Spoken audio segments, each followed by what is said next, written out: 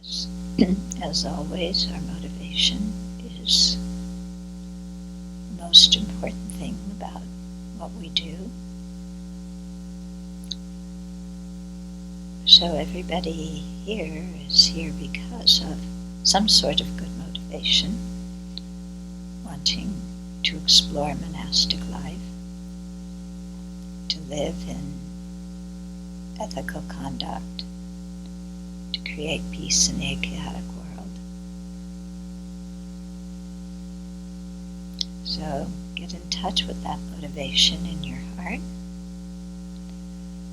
Bring it forth. And then imbue it with the aspiration to become a fully awakened Buddha for the benefit of all beings. And to do that, we need wisdom. To gain wisdom, we need deep concentration. To gain concentration, we need first to live in ethical conduct. And so living as a monastic is a wonderful way to accomplish all of that. Every EML, I always begin it by telling the story of the Buddha's life, because I think that that is quite inspiring and also reflects for us a lot of the challenges that we face. Yeah.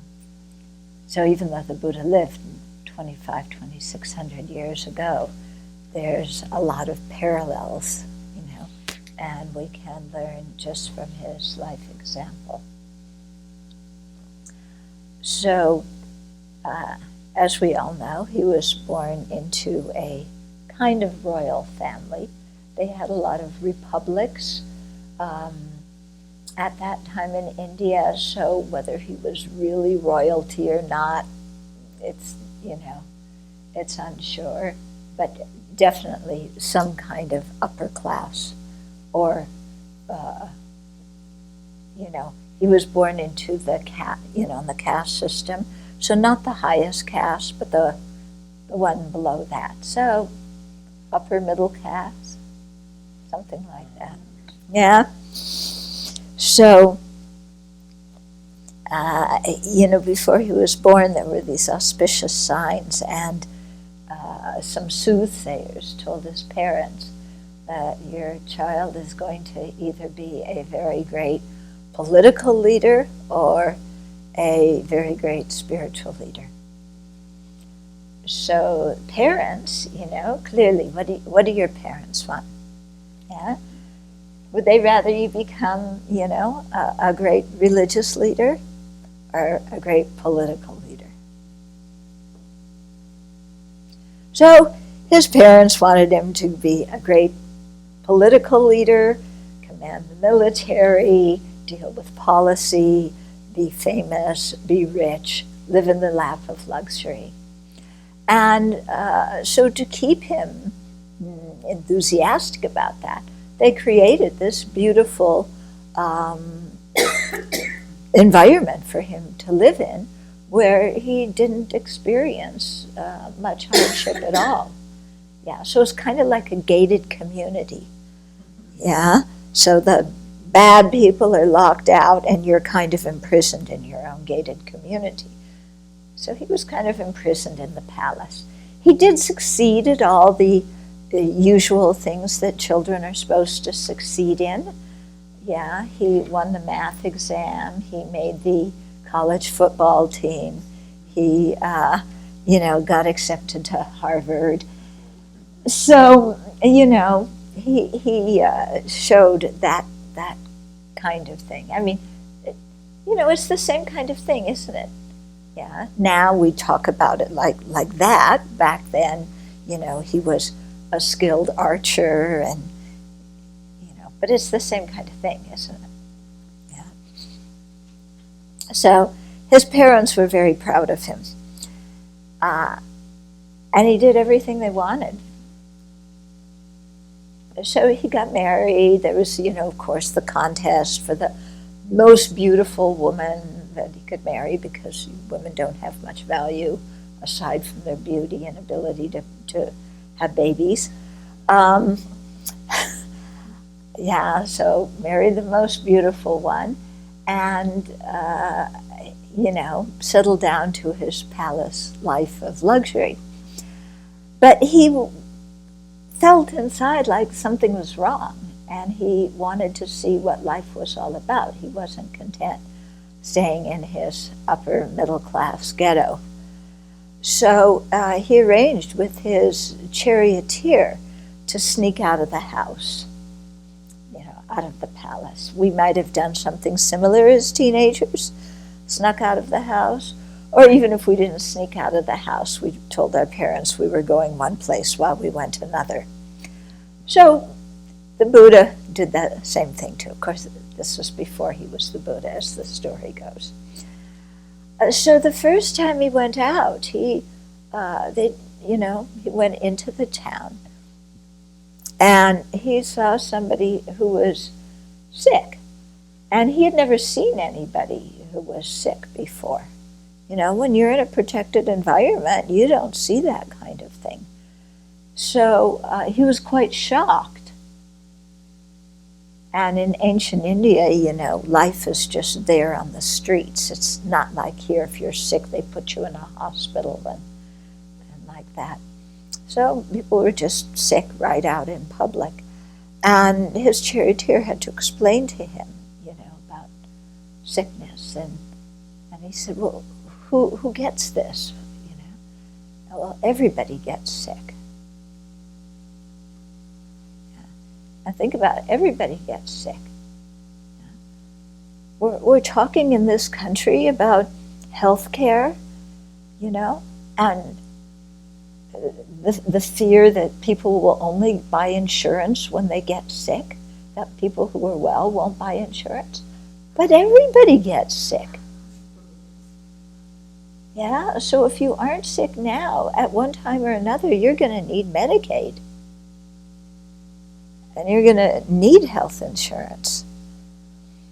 So that's just even thinking from a self-centered point of view. So, that really made him think about everybody being susceptible to illness. The second time he went out, he saw an old person.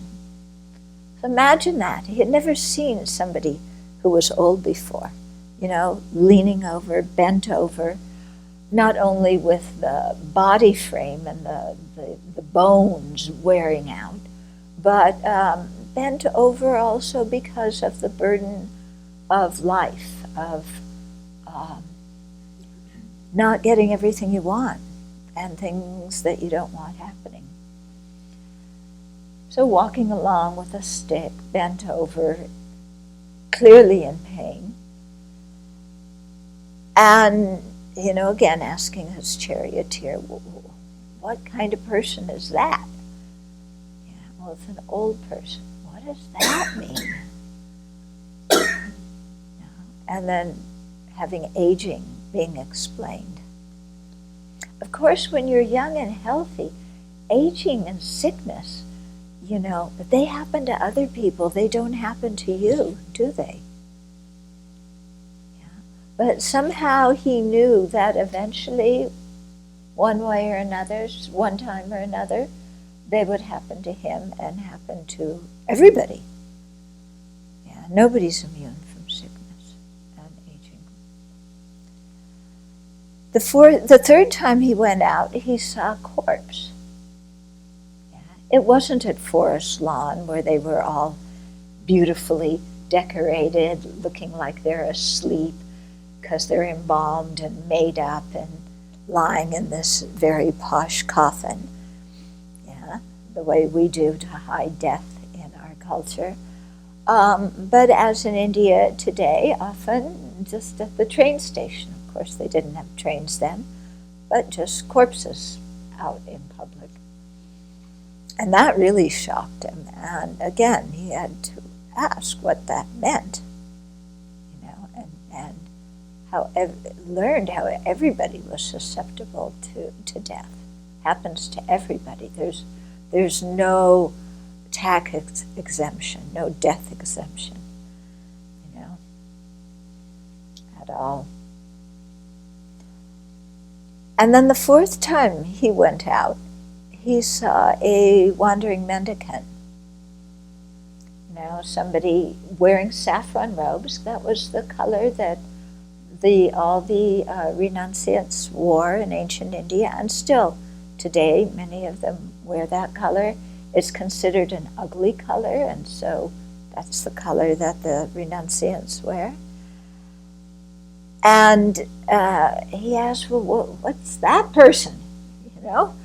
And it's a renunciate. What does that mean? It's somebody who's trying to get out of the cycle of life and death. Somebody who's trying to overcome aging, sickness, death. So we went back to the palace, and he really thought about that. Yeah. All the great movies he watched, all the fantastic TV shows full of sex and violence, and none of that seemed very interesting after learning about aging, sickness, death. And then the example of somebody who's trying to get out of that cycle. So the usual pleasures that his family made sure he had just were no longer interesting. So at the end of one big party that they were having, after all the dancing girls, that was one other thing women were good for, they could dance. After they all fell asleep and they started drooling when they were asleep, and he looked around at them and they didn't look so beautiful anymore, he decided that he had to get out of there.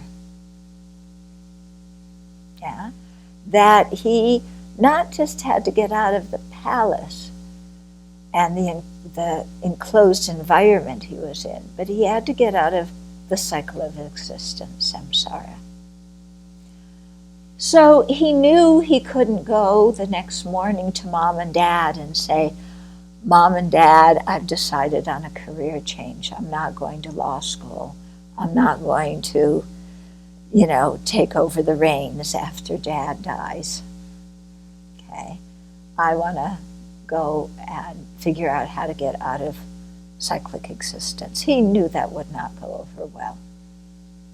Yeah, could you imagine Donald Jr. going to his mom and dad and saying that? Yeah, not going to go over well. So he snuck out of the palace. Yeah, he kissed his wife goodbye, his newborn child goodbye, and he left.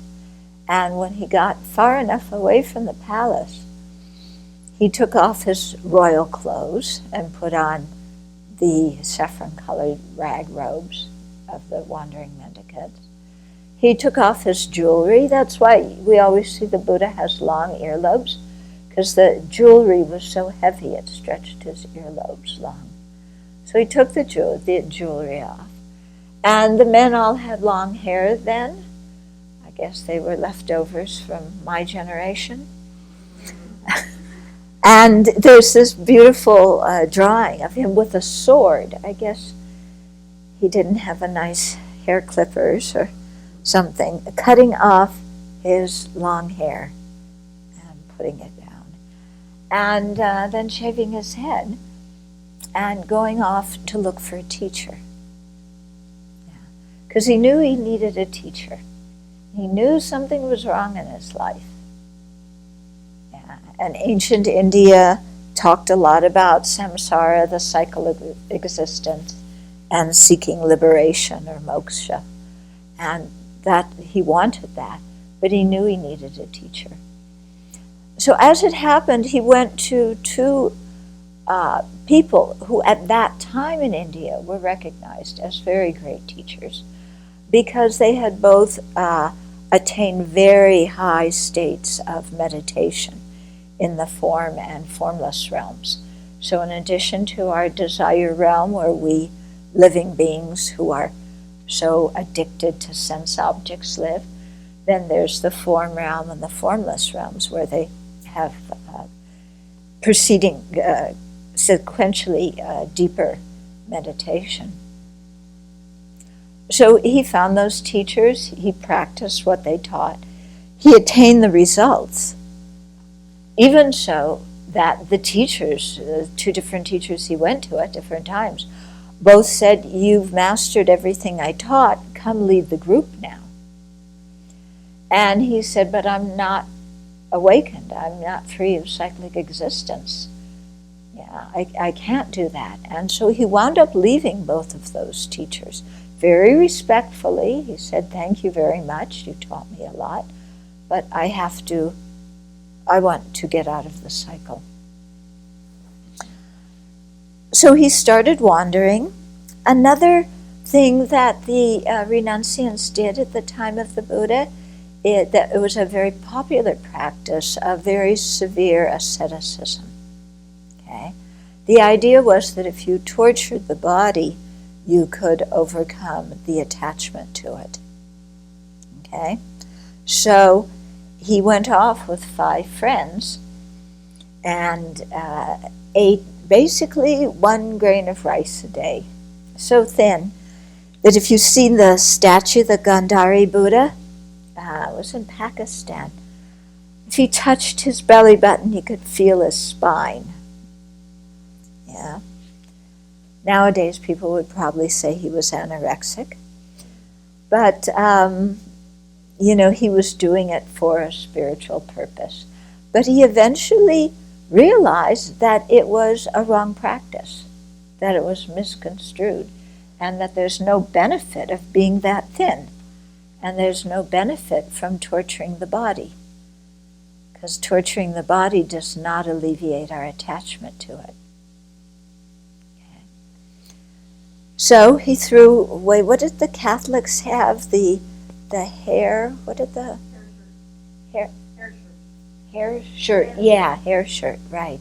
And the self-flagellation, the same idea that if you cause the body pain, you will stop being attached to it.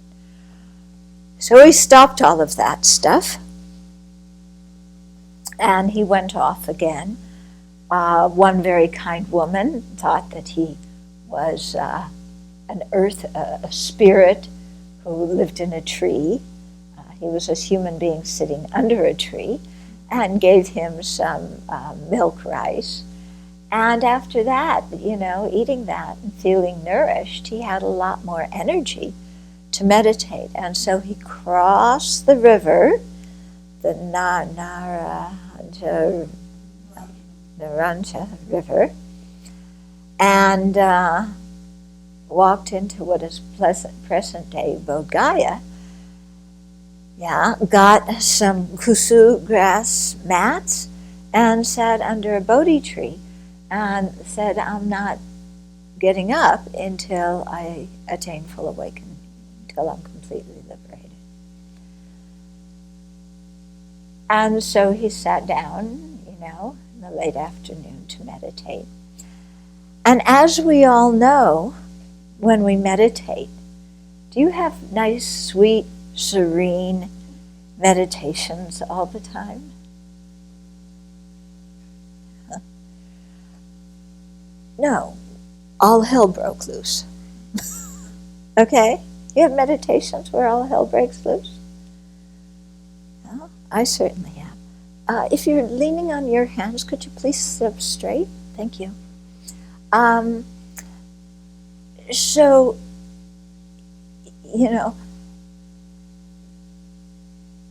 he was stuck. All hell broke loose. And the first thing that happened is I don't know what happens with you, but, all the people you've ever been angry at manifest. Yeah.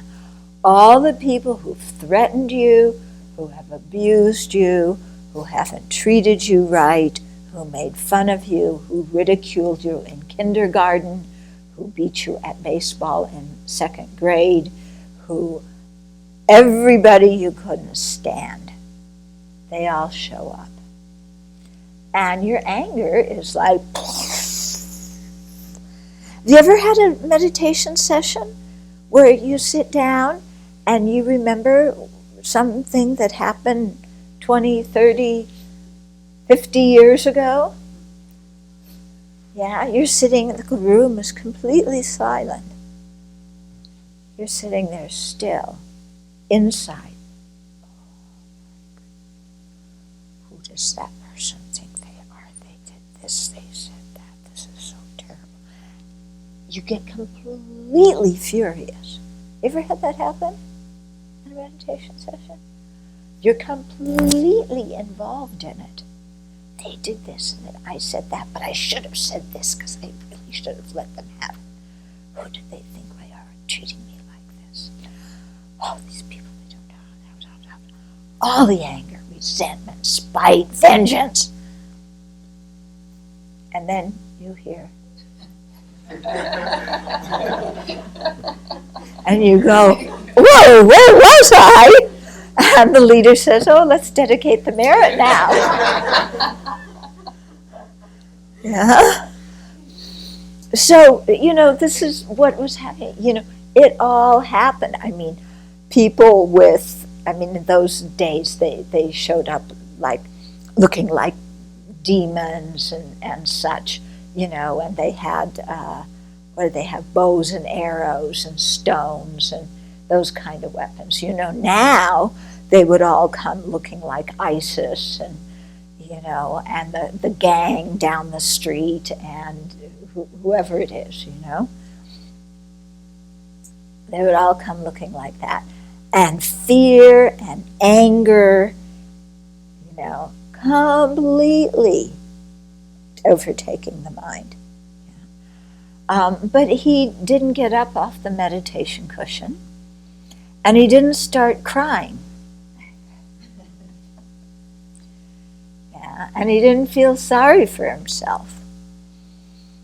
And he didn't plan how to get even with all those people. Yeah. Instead, he meditated on loving kindness. And he spread loving kindness to all of those people. Until all the weapons turned to flowers, and all those people turned to, I don't know, some kind of angel-looking creatures, and they all disappeared after he generated loving kindness. Interesting, isn't it? Yeah. So then he thought, okay, now I'll have some good meditation. What happened after that? Self-centeredness is really sneaky, yeah. Anger, we can see the disadvantages of and we can get rid of. Then self-centeredness, which is very sneaky, came out as all these beautiful women. I imagine there were a few red sports cars in there, and some jewelry, and a nice looking golden Rolex watch. Yeah, brand new iPad. Yeah, everything you could possibly want. So he's trying to meditate, and all these beautiful women are there, and all these fantastic things. And what does our mind do when we get distracted in meditation by this? Yeah, what does your mind do? Okay, I'm meditating, but that's a really good-looking guy in my meditation. How'd he get there? I don't care, but he's really good looking. Yeah, how would it be to sit on the beach with the sunset, talking to him? He's got to be really intelligent, kind of rich. Even though I'm not looking for that, but it doesn't hurt. Yeah, and you're off daydreaming, aren't you? Fantastic person. With my new iPad. We have matching iPad, his and her iPad. and then we're going to Vegas. Yeah, so you go off on your whole thing with attachment, until again, oh, why did you have to disturb me? I was having such a nice meditation. Yeah. So, first all his anger coming up, then all of his attachment coming up. But again, he didn't give up. Yeah. He didn't continue daydreaming. He applied the antidote, which is seeing that all these things that are beautiful, that look so fantastic, have the nature of change. They don't stay that way for long. He might have done some meditation on the body too, quite effective actually. Peel back the skin of the person that you're attracted to. Just peel it off. See what you think if they look quite so good looking then.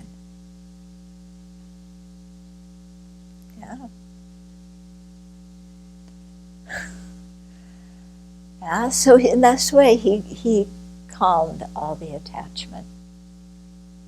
And all the beautiful girls turned into ugly hags. That's what they call us. When you get to be my age, you're a decrepit, ugly hag. And they slunk away, So then he continued to meditate, and at dawn of the next day, he eliminated every last obstruction or obscuration from his mind and attained full awakening. And after he got up from his meditation session, was such an incredible experience. He thought, how can I share this? And then he thought, I can't. Nobody would understand. What I just experienced, nobody would understand. I know I could go on Oprah and, have an interview and look really good. But, people won't really understand what I'm trying to do. So he abandoned the thought of teaching. And then the Hindu gods, I think especially Sakra, he came down and implored the Buddha, and said, please, there are people with little dust in their eyes, people with few obscurations. Teach them. It will mean something to them. So he thought about it. He thought, okay, I can try.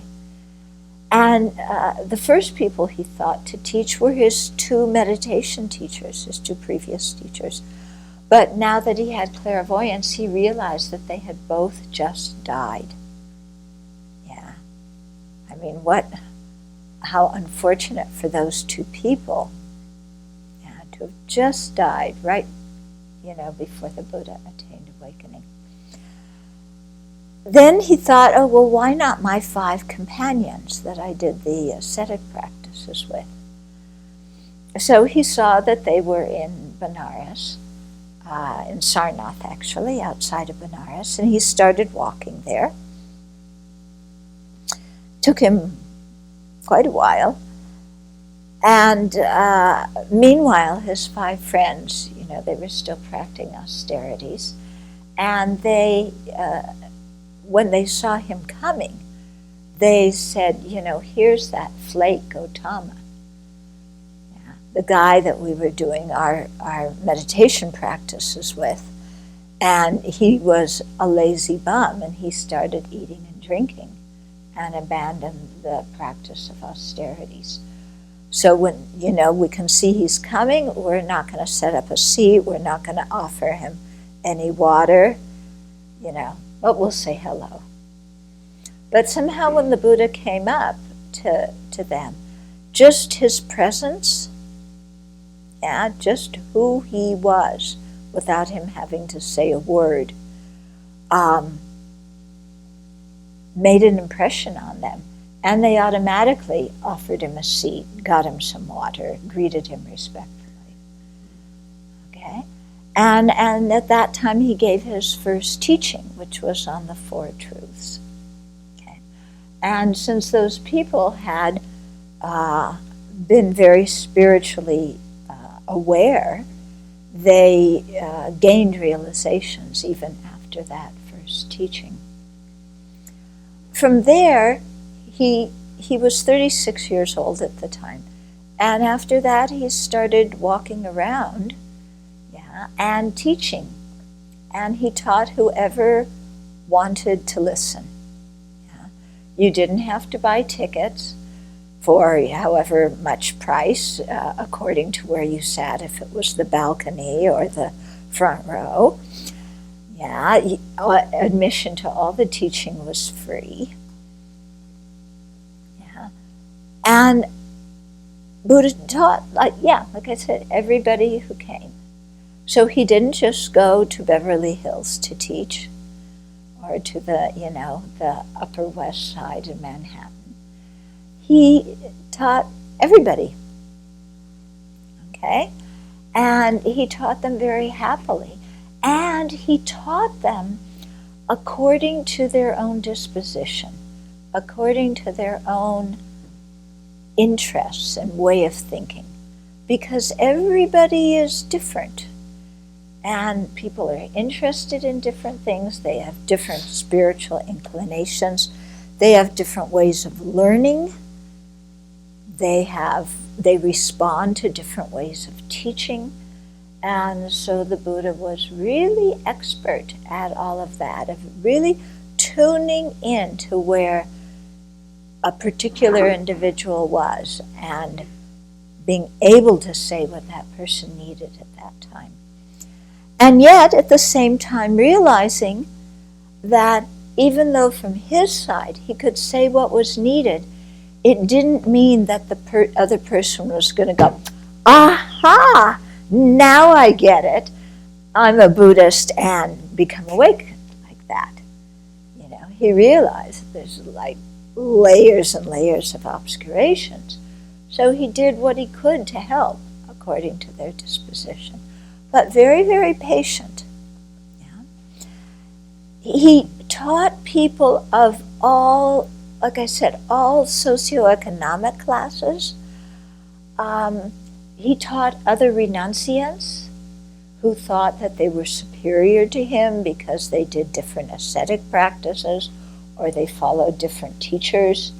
He taught Brahmins, the upper social class, who thought they were the best because they were the ones who did all the rituals according to the Vedas, exactly as prescribed. He taught the outcasts, he taught the merchants, the kings, anybody who wanted to hear. He was equal opportunity in the best sense of it. He didn't just say equal and refer to a few people. He said equal, and it meant everybody. So he walked around India for 45 years, teaching people. And of course, some people respected him. Other people thought he didn't know what he was talking about. So you can't control how people respond to what you're saying and what they think. But he did whatever he could to be of benefit. Gradually, there were people who said that they wanted to be his Sangha, his disciples, okay? And so the way to take ordination in those days was the Buddha said, "Come, O bhikshu," and that was it. There was no ceremony, no certificate, okay, no rehearsal. He just said, "Come, O bhikshu," and you were ordained. So that was the way it was at the beginning, okay? Then when his disciples started spreading out and going to different places, when it wasn't just the Buddha giving the ordination, then they needed to get a little bit more organized. So then they set up what is called a Sangha Karman, a transaction of the Sangha community. And it has certain steps to it, yeah. And then, there's a motion made, a proclamation repeated, a conclusion drawn, everybody agrees, and then the ordination process, started happening that way by agreement of the Sangha community. That's by and large how it happened. There were a few exceptions here and there. Okay, so in this way, so the people who ordained with him, because this was completely socially acceptable at the Buddha's time, because they had all these wandering mendicants already from the other teachers. So he just added some more to it. They put on saffron, cut their hair, and did what all the other mendicants did. They went on alms round. Going on alms round is not begging. And our bowl is not a begging bowl. There's a very big difference between begging and going on alms. Okay? When you beg, you hold out your bowl and you say, give me something. I want something. Give me, give me, give me. Yeah, we've encountered beggars, haven't we? Alms round, you walk through the city, you stop in front of a house, and you don't say anything. You wait quietly. Everybody's kind of living half outside, inside, and half inside. If the family has extra food, they come and put some in your bowl. If they don't, they don't. And then you don't say anything again, and you go on to the next house. So in alms, you never ask. Yeah? And you don't, call people names if they don't give you something. And you don't say, excuse me, that stew has gluten in it and I want gluten-free. Can I exchange it? There's nothing like that. And it's you don't say, that's my favorite kind of ice cream. Please put more in the bowl, but don't put it on top of the curry because I don't like the flavor of chocolate chip mint with curry. Put it in different parts of my bowl, please. Yeah, so they don't mix. So there's none of that. Yeah, people give you what they give you, and you feel gratitude because your life is dependent on them. So the Buddha set this up so that there was a relationship between the Sangha, the community, and the lay people, the lay community. And the relationship was that the Sangha gave teachings and the lay community provided the resources. Yeah. And so, it was mostly in the sense of giving food, but then later they started giving property, or they would invite the Sangha to come and stay at their home, or when the Sangha was wandering from place to place, they needed a place to sleep, the laity would offer them a space in their home. Yeah, they didn't do a background check beforehand, just let somebody in. Yeah. And so the community kept growing and growing, both communities, the lay community and the monastic community. Yeah. And so this way of serving each other and appreciating each other happened. Yeah. As Buddhism spread to other countries, and even now we find in some places, the lay people are, some countries, the lay people are not so interested in practicing themselves. They would much rather make offerings and request pujas or offer food or something like that, but they're not so interested in practicing. However, that is really beginning to change, especially in the West here. I think the lay people really want to learn the Dharma, and that's starting to change in Asia too, and so with more people really learning and practicing. Yeah. But still, that basic relationship remains the same. Although I must say, you do have some monastics that go out and get a job. You have monasteries that open businesses to make money. So there is definitely some change in that whole relationship. But that's the way the Buddha set it up. And that's actually the way we try and adhere here to some form of that. We don't have Sravasti Abbey business. Yeah. What would we market anyway? Yeah. Yes.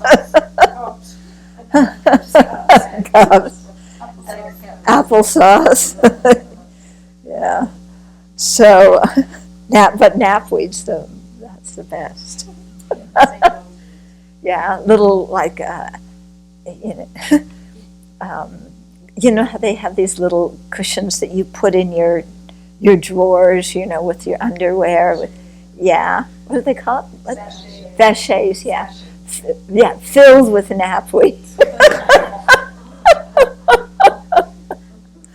Yeah. Venerable Yeshu would be very good at that. She's an excellent seamstress. Yeah. Bless knapweed. Yeah, right. Yes, we'd chant over the knapweed. Yes.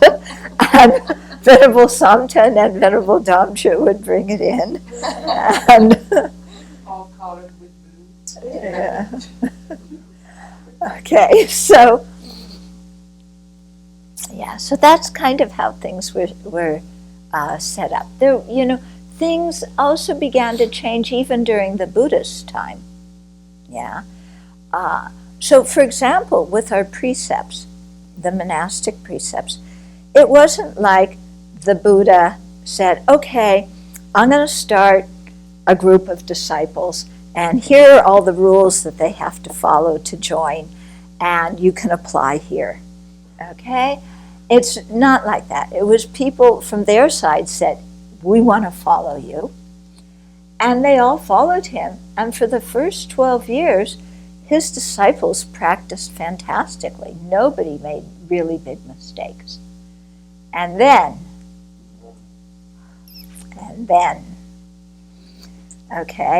then people started making mistakes. The first big boo-boo was a really big boo-boo. Yeah? So in ancient India, every family wanted to have a son. I mean, it's the same in modern India.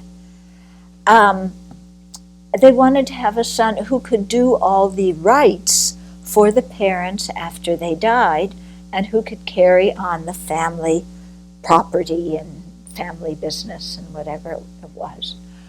So there was one monk, he had been married, he left his wife to ordain. And his parents were very unhappy because they didn't have any children. And so after they died, since he was ordained and they had no children, there was nobody to do these ancient rites for them after they died that would ensure their good rebirth. So they said to their son, please come back, and for our sake, have a child with your wife, and then go back and do your thing with the Sangha. So this monk thought, yeah, I mean, my parents are suffering. I should do something to help my parents who are suffering. Yeah, and they need a child to do this. So he went back, he had sex with his wife, came back to the monastery, and then the other monks told the Buddha what he had done. Okay, and so that was the beginning of our precepts. Whenever somebody made a mistake, the Buddha would set up a precept. So the precepts all come with a story. They all come in response to an actual situation that happened. So the Buddha wasn't just making up rules to have rules. It was creating things because they were needed, because some of his disciples did not have their thinking caps on. Okay? So gradually more and more rules came to be. Actually, I don't like calling them rules because I have a connotation with rules that reminds me too much of school. And I don't like calling them vows either, because they aren't vows. Yeah, they aren't like in Catholicism, you take a vow. I shall not do, or else you know what's going to happen. In Buddhism, they're precepts, they are trainings, they are guidelines. They're things designed to help us go in the direction of awakening, which is the direction that we ourselves want to go in. So we take them because they help us. They aren't a pre-made set of rules that the Buddha made up. Like it's not like God making up the 10 Commandments. Yeah, the Buddha didn't start with any rules. It was all in response to people's mistakes. And every rule was set up for the purpose of leading people to awakening, one way or the other. There's actually 10 benefits that he said. We'll talk about those another day. 10 benefits that he mentioned each time he set up a precept. And the precepts also they changed as time went on during the Buddha's life, because in one situation the Buddha might say, you don't use such and such a material because that material in that particular place was very expensive. But in another place, that material was the cheap material. So, he may have said, in this situation, you don't use that kind of material for your robes because my disciples should not be wearing fancy-dancy things. But then the Dharma spread, and he had disciples over here, and and that same material was the cheap material that everybody wore, but they couldn't use it because there was a precept not to use it. So then the Buddha learned of that, and then he said, but in a place where, that is a cheap material, then you can make your robes out of it. So there came to be, as you read in the Vinaya, just different, in this situation, do this, and that situation, do that. And so there were adjustments made as time went on.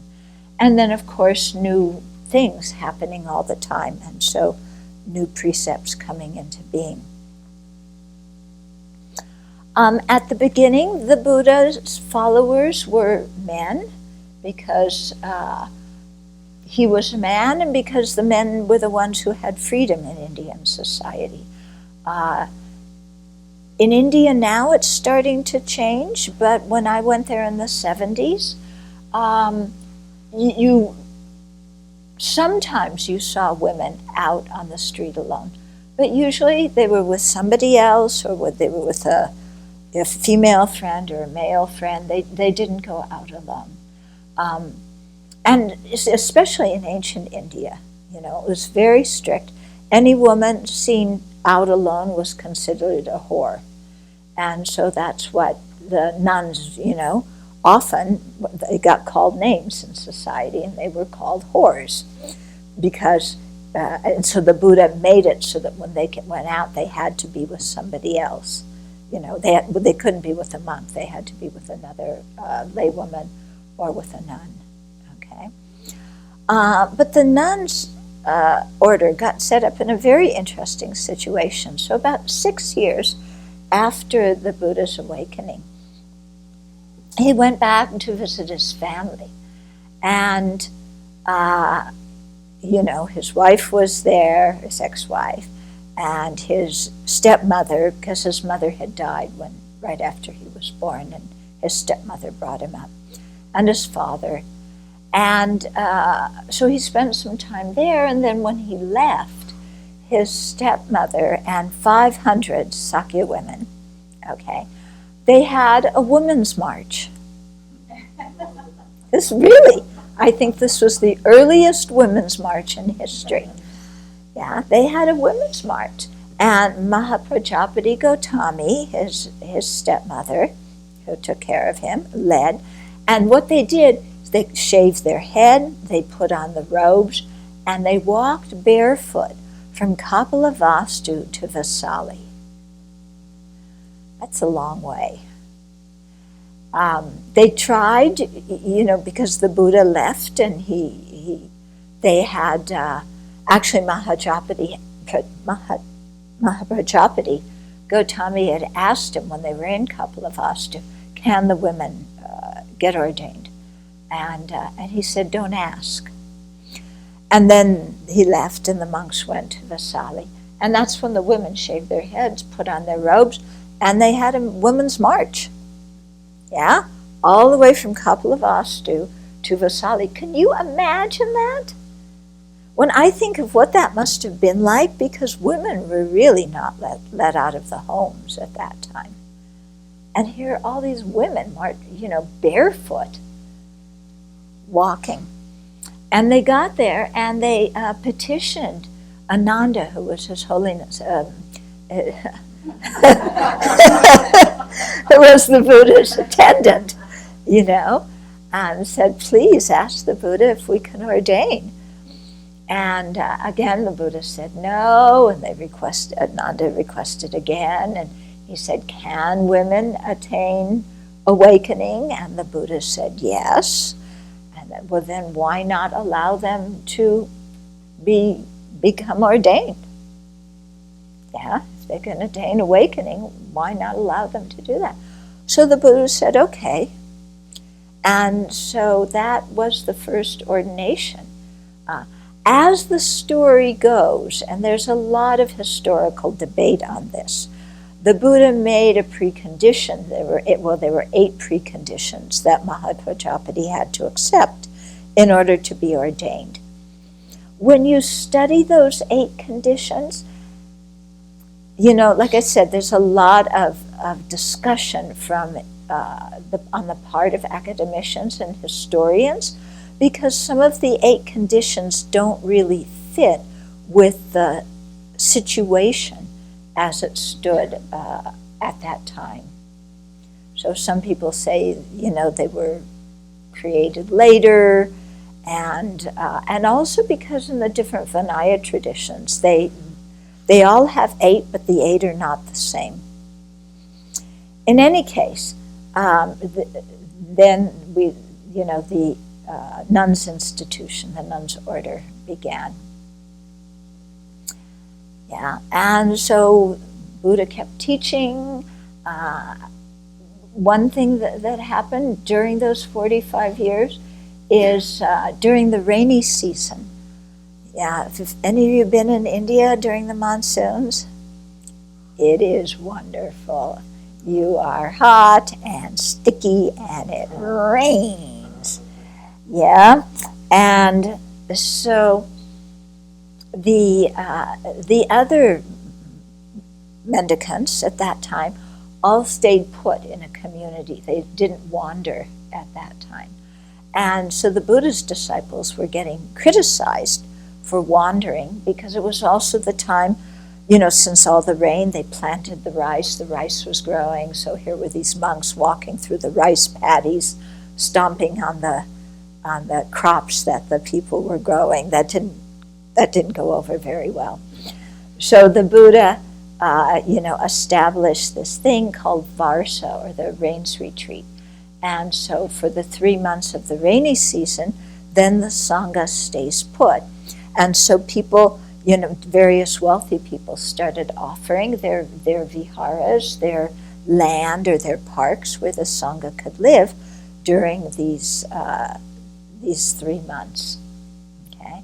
And so that tradition has continued to today. At the Abbey, we do the Rains Retreat in the winter as a Snows Retreat, because although we do have many more bugs in the summer here, the winter snow is much more conducive for doing retreat, so that works out much better. So, that was instituted. There's a ceremony at the end of the retreat called the Pravarana, or invitation. The Buddha started that. We also do that. And then every 2 months, the Sangha would get together and they would recite their precepts. Every 2 weeks, sorry. Yeah, fortnightly. And I said every 2 months, huh? That won't work. No, every 2 weeks. So, where they would confess and then recite their precepts. So that's called posada. So we also do that.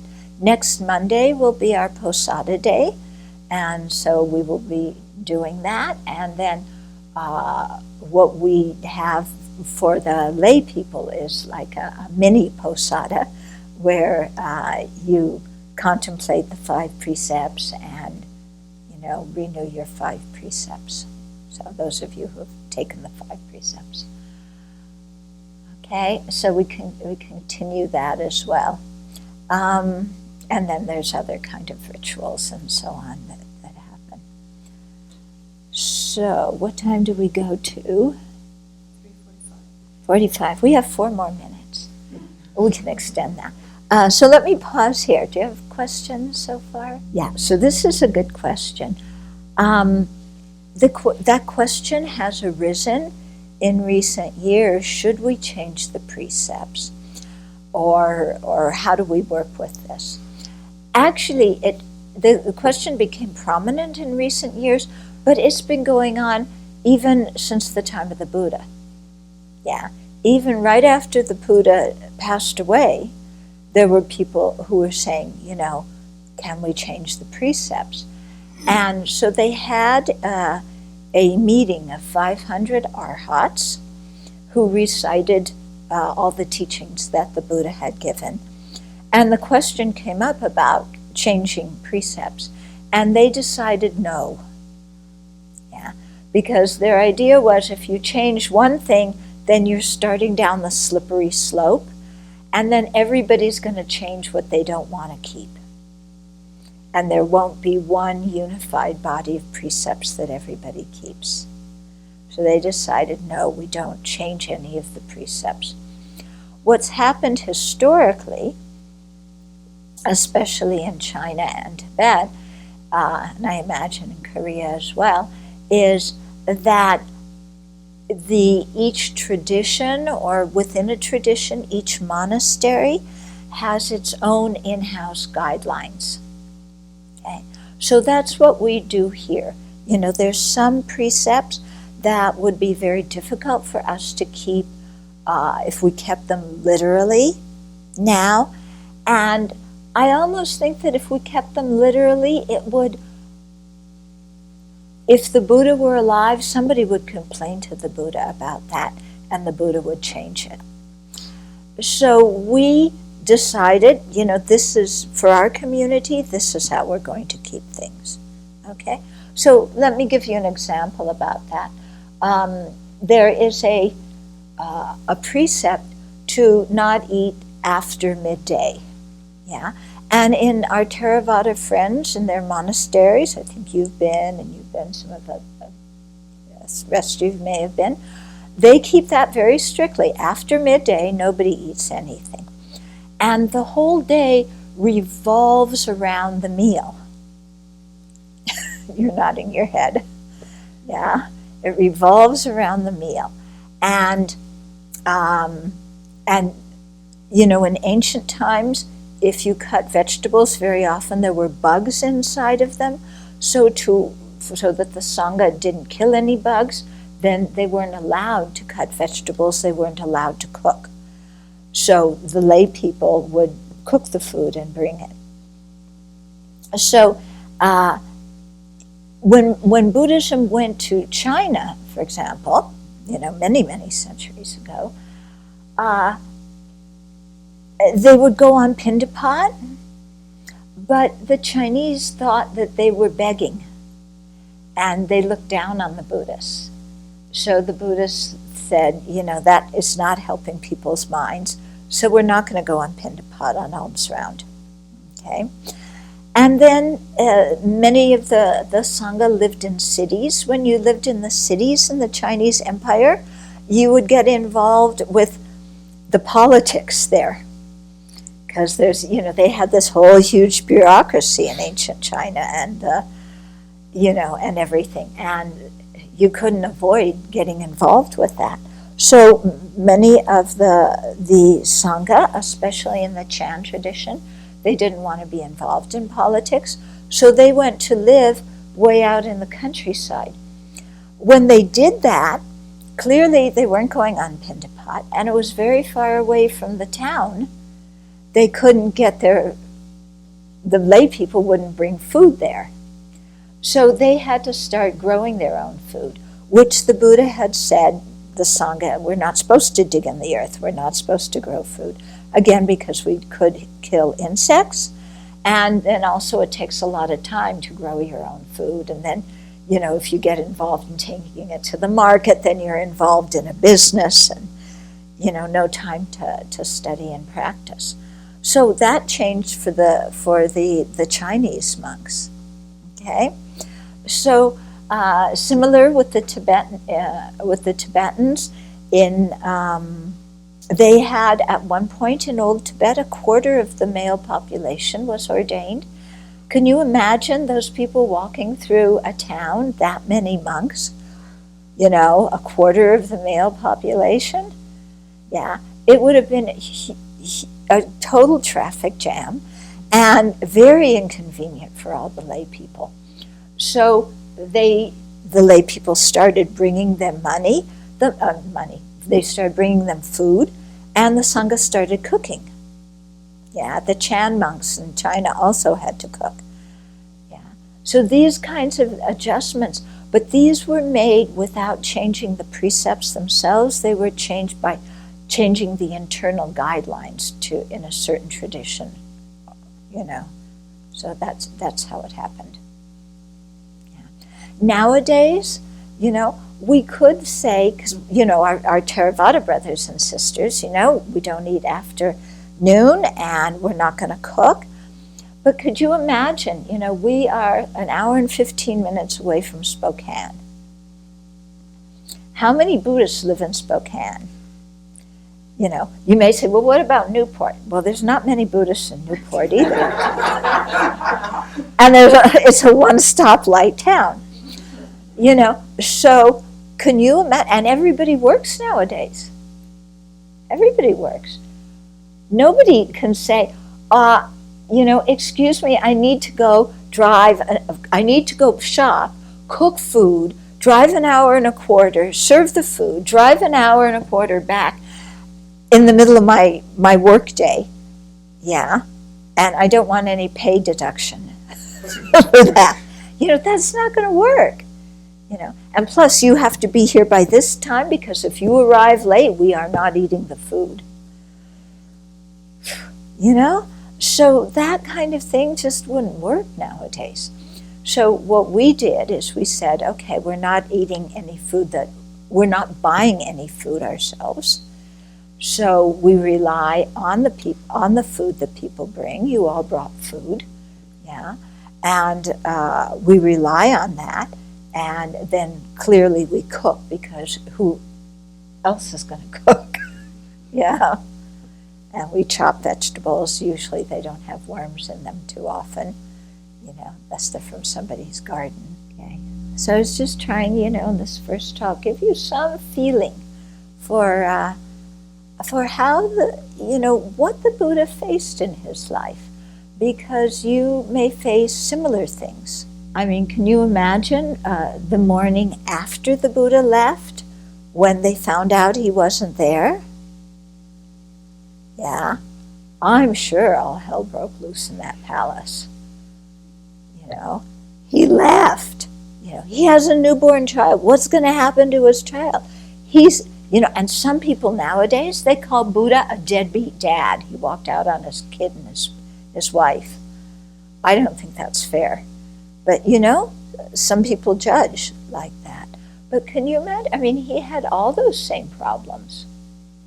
Yeah, what's your family say? And all the family pressure and family expectations. And then going off and, you know, giving up his privilege, basically, you know, giving away his you know, his beautiful clothes and his jewelry and just being like everybody else. Yeah, yeah. I mean, when you have a kid, yeah, it used to be for the next 18 years you were tied down. Now it's the next 40 years. Yeah? So it's, yeah, quite difficult. Yeah, and then family pressure and what are the neighbors going to say? All of this kind of stuff. Yeah. So, you know, the Buddha faced many of those same things as we come across. You know, and when we're trying to ordain. You know, and he left his spouse. Yeah. So, you know, you leave your husband, wife, boyfriend, girlfriend, whoever it is. Yeah. And they're sitting there crying, saying, come back, I love you so much. You know, we face the same kind of things. So you look at the Buddha's life and he knew what he wanted to do and he was doing that. Yeah, and he was determined to get out of cyclic existence, and that was the most important thing in his life, and nothing was going to stop him.